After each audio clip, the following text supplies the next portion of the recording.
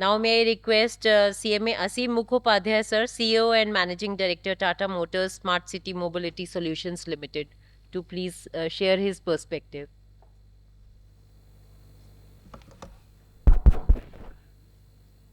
Good morning, ladies and gentlemen. It's indeed a very proud privilege, and particularly, I must thank the Institute and my own institute. It's always a proud privilege to be there when I'm invited to speak in the Institute or participate in any forum of the Institute. But I'm more delighted today because this is an organization, this is a something where we are talking of unlocking sustainability and ESG driven new world order. In fact, my respected Ashish Da has made a very exhaustive speech. So I made a few slides. I will talk on those, but I would like to see that whatever he has stated, I don't repeat the same. So because very exhaustively he has covered the one. So with this I start with the presentation. It's a call for sustainability. You are all aware that nations across the globe are taking efforts to combat the common cause of for climate change.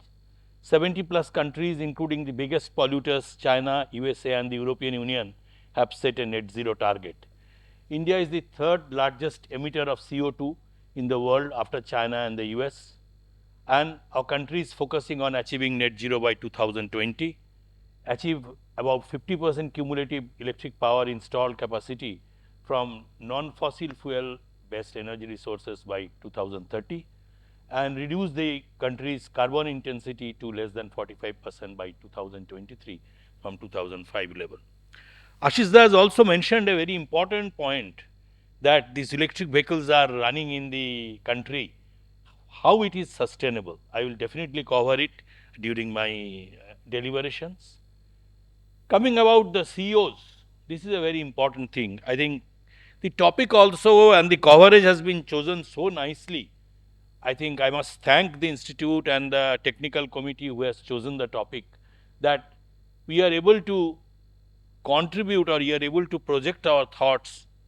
And as a CEO of a, I would say, an emerging company, a company where everybody is on the learning curve. In fact, I was presenting to my Tata Motors board last month, where all the directors, including we have global directors, they say the business in which you are handling is actually a learning curve for us. Can you make an exhaustive presentation in the next board meeting to tell about how you do the business? See the interest this topic has created. I would say, if I make it, okay, I represent the mobility solution business, but in general, sustainability is an agenda for every company. And many companies have started long back. My co-speaker was talking of Dr. Irani, who has called off for a sustainability call long back in the year of 2003, 2004. Currently, our group has launched already under sustainability a project called Alingana project, by which by 2045 we will be net zero. So that's the endeavor. So balancing financial performance and ESG goals, I don't think they are mutually exclusive. They are very much collectively exhaustive. If you talk of today a company like the company which I manage life cycle profitability. So a year's profitability doesn't mean anything. I have been operating as an own operate and maintain model for 10 to 12 years for any business. So in that case, I think ESG has to be integrated with your sustainable. If you are to have sustainable profitable growth, it has to be ESG compliant. Integration of ESG consideration with strategic decision making. It has been mentioned by, I think, Sinji was mentioning that how we have to use those inputs. Today, it's a tech world. I was there last week, part of it, I was in London and Lisbon. I was in Oracle lab. I was trying to, they wanted to project the Oracle people how the Formula One, the race, the Red Bull, how the race is basic modulated and they are giving the instructions. I will feel that it's a mind boggling technology by which it's a tech driven architecture. I was explaining to my co speakers that today about 300 electric vehicles ply in the Delhi city of ours. And from a mobile phone, I can track a vehicle with a 1 minute lag.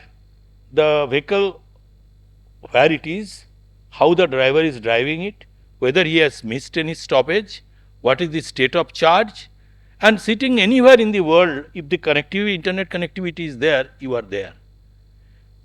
Driver behavior can be monitored. So technology has gone in such a space, and that technology will help us for strategic decision making in the ESG world. Then aligning ESG ecosystem with companies' organization performance and potential conflict between short-term profitability and long-term profitability, I have sustainability, which I already said. So companies actually face reputational damage and financial loss with inadequate ESG management. This Volkswagen's emission scandal, everybody is aware. That gives a kind of an noting that this can happen if we don't address it. Coming back to, we say ESG should be viewed as an opportunity rather than a burden. So I try to keep up a few line items, and then I'd say which is a strong ESG proposition, what is a weak ESG proposition. If we talk of top line growth, it is a better, if it's a strong ESG proposition, it is better acceptability by customer. It's a weak ESG proposition if it's a risk of losing customer due to poor sustainability practice. Customers will also not be with you. If it's a cost reductions, being the Institute of Cost Accountants, we talk of cost reduction today, cost optimization, maybe value creation. So, in cost reduction, a strong ESG proposition will be lower energy consumption, efficient water usage and recycling, and weak will be the higher cost of energy under conventional methods. I think there is a great way of monitoring the energy. As for example, I would say battery technology, which is there for the electric buses. The generation 5 technology currently deployed in many companies, including us in the buses, is giving a range which India never thought of 1 year back. I am telling you, when our company won the largest e-order, which CSL has launched 5,450 e-buses in the country. The chief climate officer of White House came and met me in Bombay House, telling how come India is able to produce electric buses, whereas all the electric buses flying in US are imported. She came with some other agenda, of course, but she met me in Bombay House, the Tata's headquarters, and I said, ma'am, 400 such buses are in Bombay only. You can travel by those buses. And today I travel in different cities wherever my electric buses are plying to see the feedback of the people. You will see many influencers have published in the YouTube videos how what people talk of that. What kind of shift has happened from the diesel age to the CNG age to the electric age. But whether electric age is the final age or the charging technology is the final technology, I will come back to that. Coming to regulatory and legal intervention, support from government agencies and subsidies, at least in the FAME 1 and FAME 2, the central government has given us good subsidy. Now, all the industries, but subsidy cannot drive an economy. So, this has to be very sustainable. The CSL tender has reduced the operating cost at such a level by which it was understood that the cost is not more. If you talk of life cycle cost, it is even less than the diesel, apart from the comforts, etc. Weak risk of penalties and stringent actions, productivity uplift boosts motivation, talent attraction and improved credibility. And when it called a weak ESG proposition, it generates waste during the process. Investment and asset optimization, low cost of debt and better investment returns, and here it is risk of premature asset write-offs, high cost of debt. So, studies have indicated positive correlation between ESG performance and financial performance. That means, again I am telling, they are collectively exhaustive, they are not mutually exclusive. So, Ashish talked about the ESG collaboration, so I would not talk in detail, But only one thing I would say, a collaboration is not a one-on-one partnership, joint venture or a public-private partnership. Instead, is a multi-organization undertaking to collaborate on shared goals. My presentation is available with the institute, and I am free to share the presentation whenever it is required. This is a good slide, and I wanted to explain to it that business responsibility is in a new avatar in ESG. I have tried to project that how you move in a chain, like from conducting and governing with ethics, transparency and responsibility, to providing safe and sustainable goods and services, to promoting well-being of employees, to respect and promote human rights, to protect and make efforts to restore environment, responsible engagement in influencing the regulatory policies, support inclusive growth and equitable development. Most important is the inclusive growth, and finally engage and provide value to customers. These business responsibilities will assist organization in generating long-term value by fostering sustainable business practices. Now coming back to Tata Motors. Tata Motors sustainability is being brought into the center of business strategy for all horizons to meet net zero targets. As I told, that Alingana is the project which we are doing, and we wanted to get net zero by 2045, needing by, if we stop producing by 2040 the diesel vehicles or the CNG vehicles, these vehicles will ply on Indian roads. So we will be able to plunge into much before 2070 the electric vehicles and using renewable energy. I must say that current production of, now I will explain, current production and current e-vehicle, what it will give? It will give a zero pollution environment. But unless and until the chargers are able to, the chargers are able to take renewable energy, which is very much possible, and the experiment is on and very soon. And we are managing an ecosystem. As for example, the chargers are also given by our group companies, Tata Power. We are managing an ecosystem by which the renewable energy we use. The coal burn technology which is there will not enable us to reach net zero, but definitely clear the pollution. The fact remains that we will go by stage by stage. You can't just jump over. So initially zero pollution, and I think Delhi government has planned for 9,500 e-vehicles in Delhi city. And out of those 9,500 e-vehicles, already about 5,000 have been tendered and allocated. So this shows the interest, and similarly different states are doing the same thing, and Delhi being the capital city, it's definitely having some edge. So sustainability forms core of everything which develop in Tata Motors, pioneering circular economy to product, service and new business models, and it's a signatory of RE 100 and is committed to use 100% renewable energy, as I said. And Tata Universe, a Tata Group consortium which has been committed to address the e-mobility ecosystem. We have incorporated Tata's TML Smart City Mobility Solutions, focusing on passenger mobility solution through deployment of e-buses. Currently, we run about 800 electric buses, and already we have covered more than 8 crore kilometers in the country for operation of the e-buses. These are in the model own, operate and maintain. That means it's a life cycle profitability, 12 years the buses will be maintained, and the operating cost which we have learned during our cost accountancy days is actually the driver for managing this type of a business. So I was talking to the SAP folks, we are making the modules. This is nothing but my knowledge which I have learned during my cost accountancy age, that is the passenger kilometer, or even for the trucks. Penske is the company who does in US the ton kilometer. So I think the learnings which the institute has given us has finally enabled us to create new business models. Only how you explore is the key.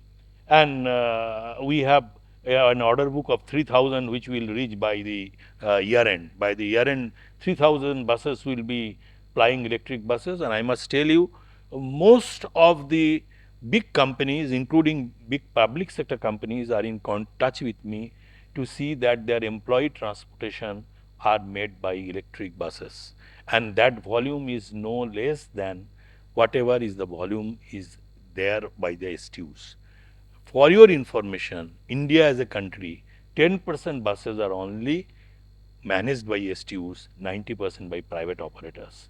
So generally just see the scope of the EV buses, the zero pollution vehicle as of now, but these zero pollution vehicles will change to renewable energy in a short run.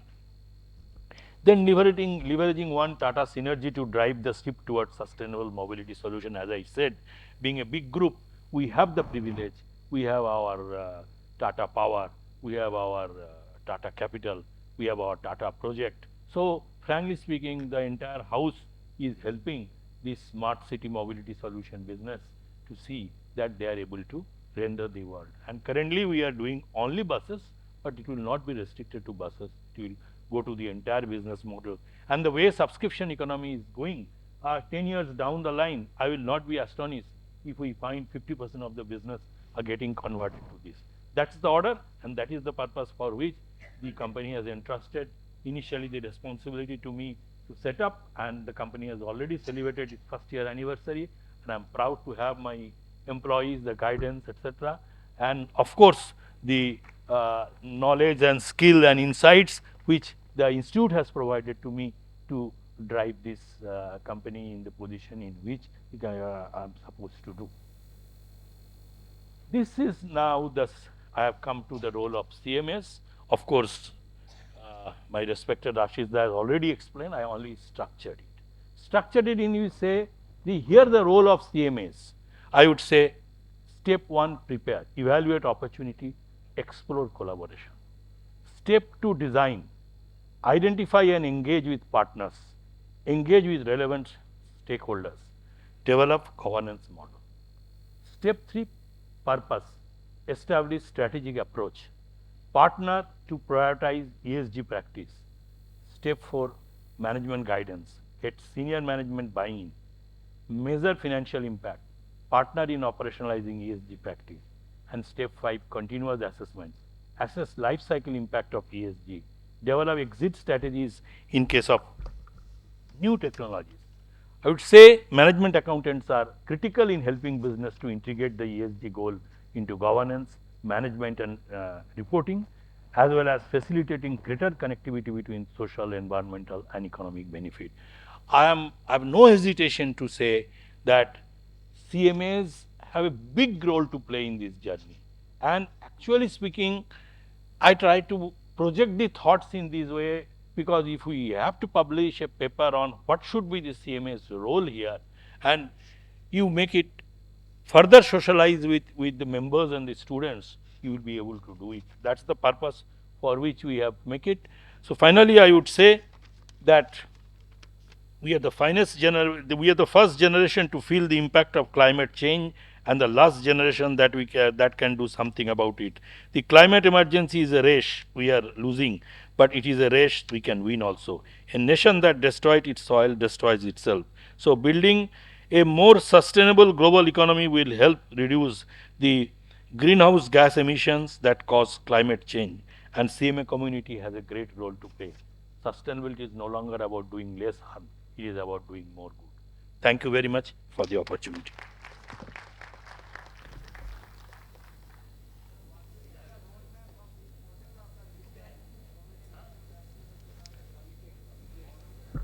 Please repeat the question.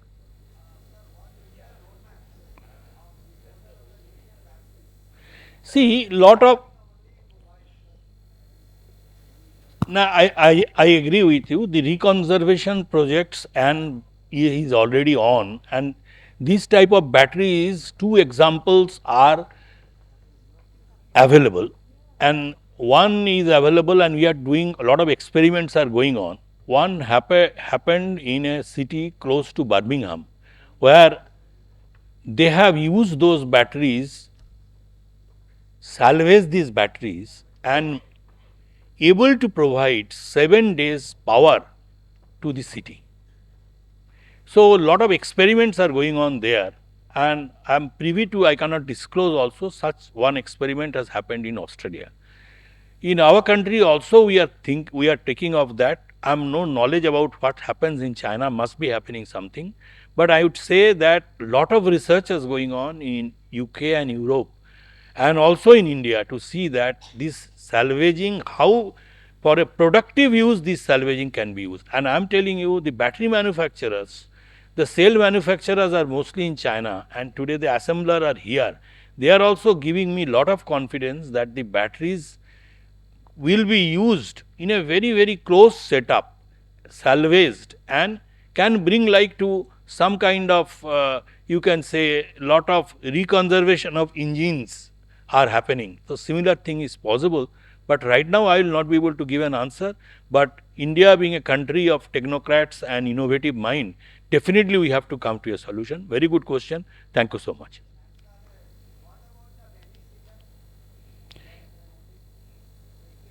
I don't think. Now you see the rainy seasons, the strong rains in Delhi, our buses can sustain. So I think lot of, I was there with the transport secretary yesterday of Delhi. So I was telling him some small glitches were there. So both of us were discussing. The first lot has come of the Gen 5 battery, giving a range of almost 250.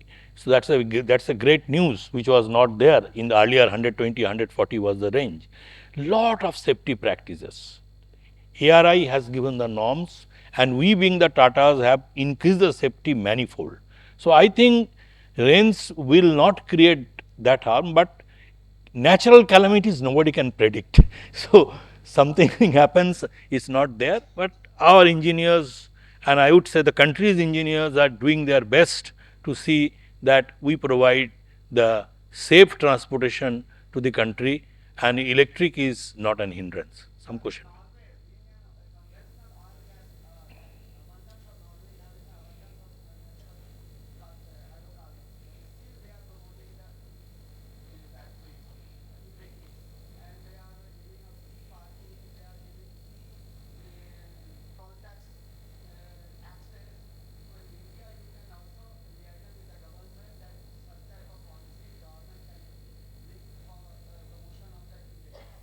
See, government is very progressive, I would say, and at least so far as the e-mobility is concerned, lot of forums have been constituted and trying to.